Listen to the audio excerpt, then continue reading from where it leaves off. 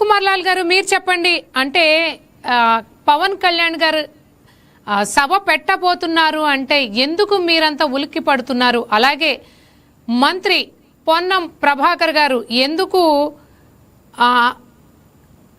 పవన్ కళ్యాణ్ గారు క్షమాపణ చెప్పాలి అని ఎందుకు అన్నారు?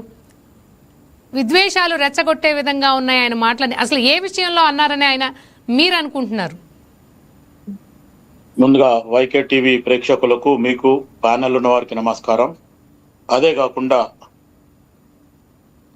13వ తెలంగాణ ఆవిర్భావ దినోత్సవం శుభాకాంక్షలు అందరికి. అయితే అనుష ఇక్కడ ఒక చిన్న ఎస్ థ్యాంక్ యూ అందరికీ కూడా, ప్యానెల్ ఉన్న వారికి అందరికి కూడా తెలంగాణ ఆవిర్భావ దినం 13వ సంవత్సరం, రైట్. అయితే ఇక్కడ ఒక్కటి గ్రేట్ గా ఆలోచించాలా. ఇప్పుడు పాపిరెడ్డి గారు కొంచెం అది స్టార్ట్ చేసి మళ్ళీ వేరే సబ్జెక్ట్ వెళ్ళిపోయిండు. పర్ఫెక్ట్ గా మాట్లాడిండు, కానీ కొంచెం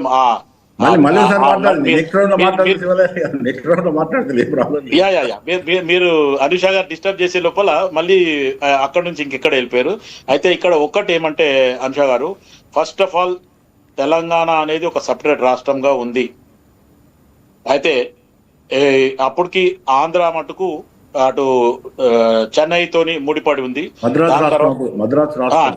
అదే దాని తర్వాత పొట్టి శ్రీరాములు గారు ఆయన అమర నిరాహార చేయడము, దాని తర్వాత ఆంధ్రప్రదేశ్ ని ఆంధ్రాని తీసుకొచ్చి ఇటు తెలంగాణని కలిపి ఆంధ్రప్రదేశ్ అనేది మామూలుగా ఇటు అప్పట్లో 53 నుంచి 56 వరకు వాళ్ళకి సెపరేట్ రాష్ట్రం ఉన్నది.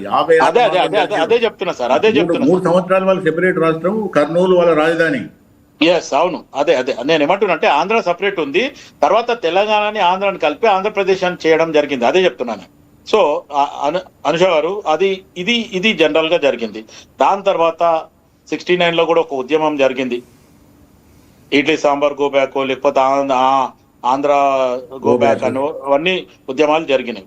దాని తర్వాత మళ్ళీ కూడా అటు హైకమాండ్ కాంగ్రెస్ పార్టీ అప్పుడులో ఉన్న సర్ది చెప్పడము, సరే అని చెప్పడము ఉంది. కానీ మొత్తానికి ఓవరాల్ గా ఆంధ్ర పెత్తనమే ఎక్కువ జరిగింది. ముఖ్యమంత్రులు కానీ లేకపోతే ఒక సంజీవయ్య తప్ప మిగతా ఆల్మోస్ట్ ఆల్ అందరు కూడా ఆంధ్రాకెని కర్నూలుకెని అయిన ముఖ్యమంత్రులే.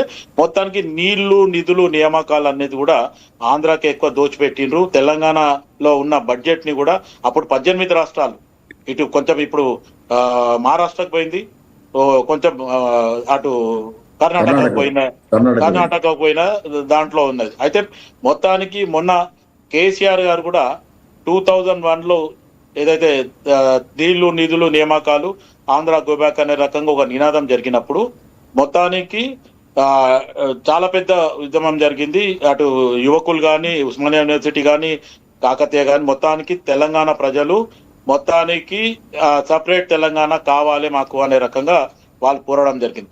ఇక్కడ నన్ను అడిగితే మటుకు తెలంగాణ సపరేట్ అనేది కేసీఆర్ ఉద్యమం చేసిన, అటు సోనియా గాంధీ గారు 29వ రాష్ట్రం తెలంగాణ అని ఇచ్చిన బెనిఫిట్ అయింది మటుకు ఆంధ్రప్రదేశ్ వాళ్ళు. ఎందుకంటే గతంలో మీకు ఒక సపరేట్ రాష్ట్రము అంటూ అటాచ్ రాష్ట్రాలతోనే మీరు ఉన్నారు తప్ప, మీకు ఈ రోజు ఖచ్చితంగా ఆంధ్రప్రదేశ్ అనేది ఒక రాష్ట్రం ఉంది. కాబట్టి అక్కడ చంద్రబాబు నాయుడు గారు ఇప్పుడు ముఖ్యమంత్రి, ఇప్పుడు పవన్ కళ్యాణ్ ఒక ఉప ముఖ్యమంత్రి, వీళ్ళు ముగ్గురు ఎవరు, టీడీపీ కానీ, ఇటు జనసేన కానీ, అటు బీజేపీ కానీ కూటమితోనే ఏర్పడిన ప్రభుత్వం మీకు ఈ 12 సంవత్సరాల నుంచి మీకు ఒక సపరేట్ రాష్ట్రాన్ని ఏర్పాటు చేసిండ్రు. కాబట్టి అటు సోనియా గాంధీ గారికి కానీ, ఇటు కేసీఆర్ కి నిజంగా కూడా ఆంధ్రప్రదేశ్ ప్రజలు కృతజ్ఞతలు చెప్పాలి. ఎందుకంటే సోనియా గాంధీ గారు ఆంధ్రప్రదేశ్ లో కాంగ్రెస్ పార్టీ పోతుంది, రాదు, గెలవదు అన్న సమయం ఉన్న తర్వాత అయినా సరే ఇప్పుడు ఇక్కడ తెలంగాణ రాష్ట్రం ఏర్పడింది అనేది మనం పదే చెప్తున్నాం.